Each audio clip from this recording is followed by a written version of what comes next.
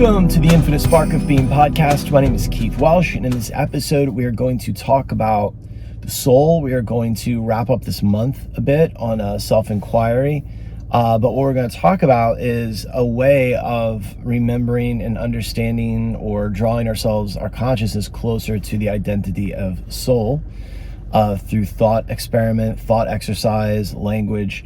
I'm currently at a drawbridge. So when you start hearing a dinging, that is the arm of the drawbridge coming up and allowing me to continue on my way. Before we get into souls and things like that, go to theinfinitesparkofbeing.com, click the participate/donate button. If you enjoy this content, you appreciate what I'm doing, you've noticed that I've turned the ads off, feel free to donate. Go to, there's a PayPal and a Venmo info there where you can donate money. I always appreciate that. There's also the Patreon. There is a $10 Journey tier, a $20 Awake tier, and a $30 Insight tier. The Journey tier is the first Wednesday of every month. It's a group where we get into certain spiritual ideas. The $20 tier, the Awake tier, gives you access to the first Wednesday and the third Wednesday, and that's where we dive into a bit more esoteric stuff, which is what we'll be doing this week. And then there's the Insight tier, which is the $30 tier. It gives you access to the first, third, and the second Wednesday. That is a spiritual study group. It is where we examine the Bhagavad Gita, apply the Gita to our own lives, understand it in a way that it can become applicable now. If you're interested in booking one-on-one time with me, maybe you want to deepen your meditation practice, you want to start one. You want to deepen your spiritual practice, you want to start one. Or maybe you want me to come give a talk at your yoga school, do a workshop, any institution really. Or you'd like to do thought transformation and restructuring, go to that About page, read about me, read some of those testimonials, see what I have to offer you. And if you're interested, email me or reach out through Instagram direct message, but email's probably the best. Oh, there goes the bridge.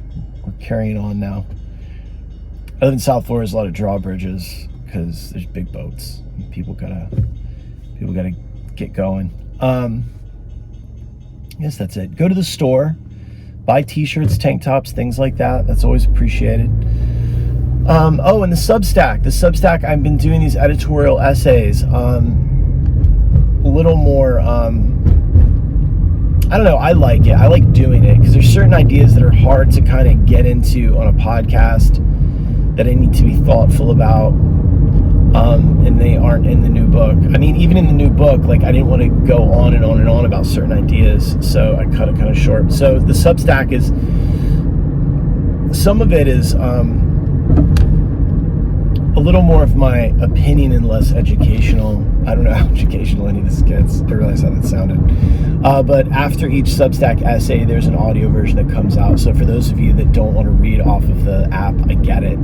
There is an audio version. Also, speaking of audio versions, if you have Insight Timer, follow me as a teacher, Keith Welsh, the Infinite Spark of Being. I've been releasing binaural beats onto there. Binaural beats is something I've made for myself over the years. I used to run a group where I would do a lot of things with clients in binaural beats. So I started releasing those. There's 2 up there now. I've got a 3rd one that I'm about to put up there that is just tones, no real music or instruction. So that's always interesting to see what happens there. It's also on SoundCloud if you want to follow on SoundCloud. But yeah, and there's also an app coming out that I'm working on that's going to have a lot of this stuff on it. I think that's it. Okay, so mantra, again, to refresh, means mind tool, that which protects. It is something that we repeat over and over again. I'm sorry, I'm in a really wretched part of Broward County's A1A here. They're not spending much money on roads in Broward, apparently. Really just letting it go to shit. If I'm repeating something over and over again, right? Remember what Lama Losan said? He said, I said, why do we repeat this so many times? He said, that's how long it takes you to remember. So think about that. The context of mantra not always being a good thing. Sometimes the things we repeat to ourselves, these ideas, these philosophical points of view, those are also mantras. Big bump, construction.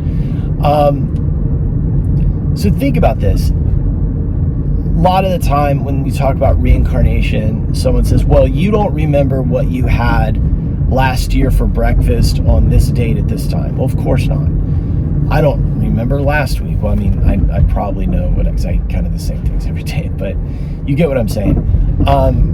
But let's say you were 5 and you had Cheerios with whole milk and honey on May 12th, 1979. Okay, however old you were in 79. Some of you were like, I wasn't even thought of in 79. But if you were told that story over and over again, you'd remember it in your 40s, in your 30s. You'd remember that story, right? And you'd be able to tell that story. And it would be something that you would think of as truth, as a fact. Like, yeah, this is what I had. Well, how do you know? Well, this is because the story was told down through the ages over and over and over again without much change.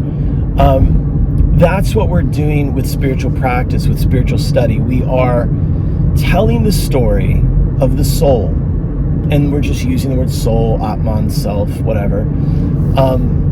And I encourage you, be less diplomatic with your language. I know a lot, and I'm very guilty of this.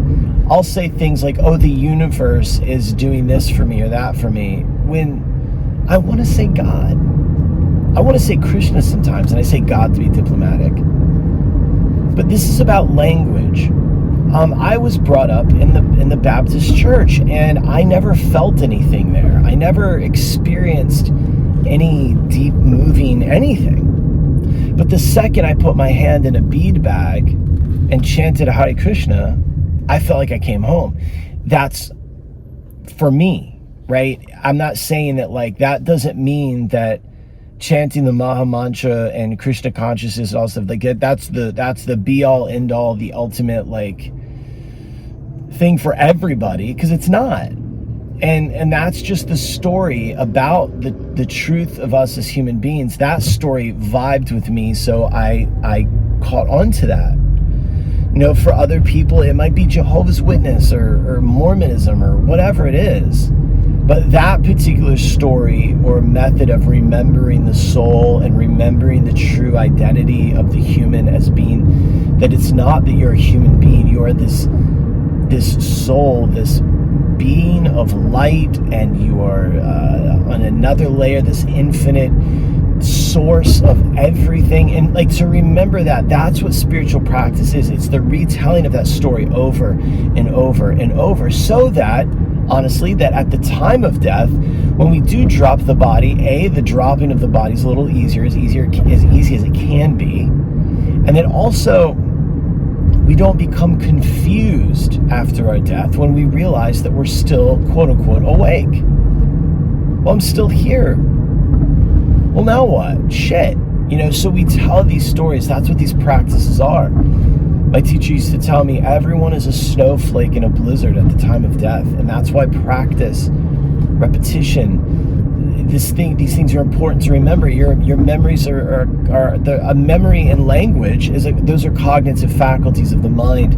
Those are like language tells the body how to feel about our surroundings, a series of symbols so we can label this world in a way that we understand it. And then memory is another way of putting things into context so that we understand them, so that we understand what we're supposed to be doing and how we're supposed to be feeling.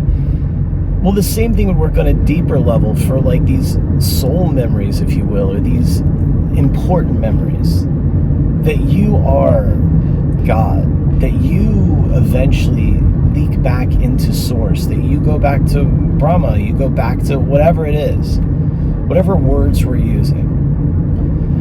But I believe it's important to find language that you identify with, that touches you, you know. And it's like sometimes, like I could tell you 100 mantras, and if they don't touch you, they're not going to do anything for you. You know, you need to have things that sometimes for some people it's for just English. You have to say it in English, and you can call it brainwashing or whatever you want. But like the Maha Mantra for me soothes me. It means something to me, and it that's my connection to God. Is that? That's my connection to me, my true self, that's the thing that I use to stay anchored in that place. But to talk about the science of spirituality, at least as it is in the Vedas and these things, I think what it is, it's the telling of the story, and it's a language that I identify with. But consider that, like, it's just stories. You as a person, it's an ongoing story about who you are and what you're capable of, or how you see other people. That's just stories. If you think of like things in the terms of symbols, right? Like if I described myself to somebody and I said, look, I'm Caucasian, cisgendered male, I'm 6'1", good shape, tattoos, look like I've been in the sun a lot, camouflage hat, camouflage board shorts. Like, you're not describing somebody who spends a lot of time doing meditation, writing books about spirituality, essays about reality, or does a podcast like this, quite frankly. But like this week, somebody looked at all of those symbols, saw me a certain way because I checked those boxes. And so that started a story in their mind. And then when I did something very, very kind for the person I love, they didn't understand the whole story between her and I and thought that I was being a certain way that I wasn't. Whereas my partner was like, oh, that's really sweet, thank you. And the person's like, wow, don't you find it very controlling? She's like, no, he's doing me a fucking favor. Like, that's, because, we've had a long week. We're going to have a long week next week. We're moving, and I have a lot going on at work. And I'm doing trainings and all this stuff. And I'm physically tired, a very physical job. And, we're moving, and I've been doing some renovation stuff. And, like, we've been tired, right? And I know that, she is a lot more sensitive than me and needs more personal time, more quiet time to recharge herself, right? And I love her and I want her to feel that. So, hey, I'll wake up at 4:30 in the morning and do this thing. I don't want you to do that. Well, don't you think that's very controlling? I was like, no, I want to sleep in. But to this other person, I was being some sort of a monster. And the reason I mentioned like what I look like in this is because this person is look, it's all stories, right? I consider myself a very liberal person in some ways, and conservative in other ways, right? I'm not conservative and liberal in the mentally ill sense that we have nowadays, where I'd stand on Southern Boulevard Bridge with a flag, or I would insist that I'm a bird. But like, not liberal and conservative in those ways, but more in the classical ways, like, that's my money, don't fucking touch it. And of course we need social programs. Like, that's me, right? This person, probably very extreme in their views. The way they see men is a bit off. And so I look like just some kind of a fucking monster. And that's their story. And when I say that the mind is your experience, you're also responsible for that. That's you. Your perception, the way you regard, understand, and interpret things, if it's unpleasant, think about this. If you're having an unpleasant experience, but you're somebody who doesn't understand what we understand, the people that are listening to this and talking about these things, they don't understand that. So they think that their experience is like, well, this is how it is. This is reality. This is objectively real. Good fucking luck. I mean, I don't like it.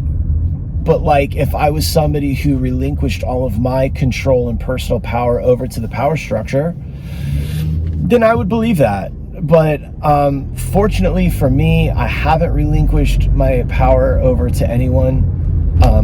I have my own internal personal power, so I write my own stories in my mind about what reality is and what this is. And so I have a pleasant experience. Well, don't you know what's happening here? I don't know. And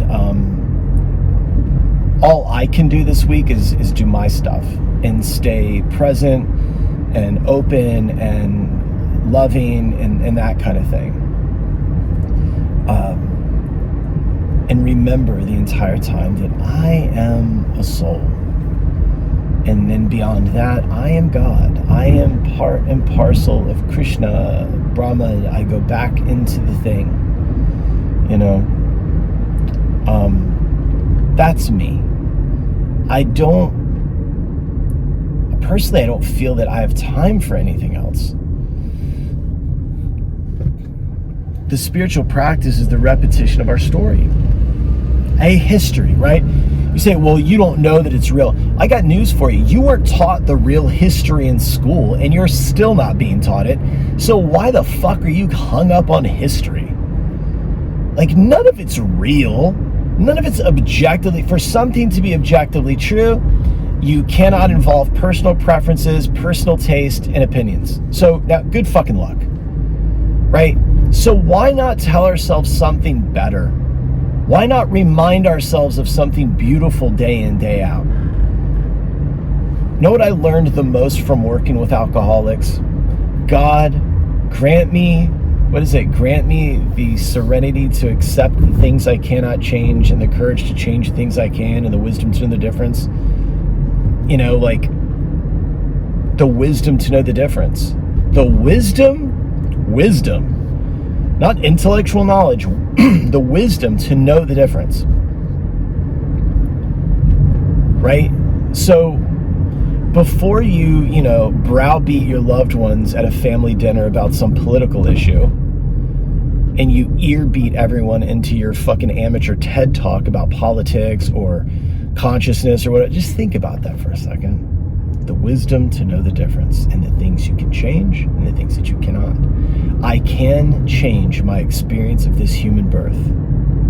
I can change it through mantra recitation. I can change it through meditation. I can change my consciousness. But you're just sticking your head in this. No, I'm not. I'm not sticking my head in the sand. I just know that I have a finite amount of energy, of prana, chi, whatever you want to call it, in this body, in this form. And I need to take care of this body so that I can continue to practice, so that I can continue to grow and expand my consciousness and help other people. Because I can't help anyone else if I can't help myself transform my own reality. How can I transform anybody else's?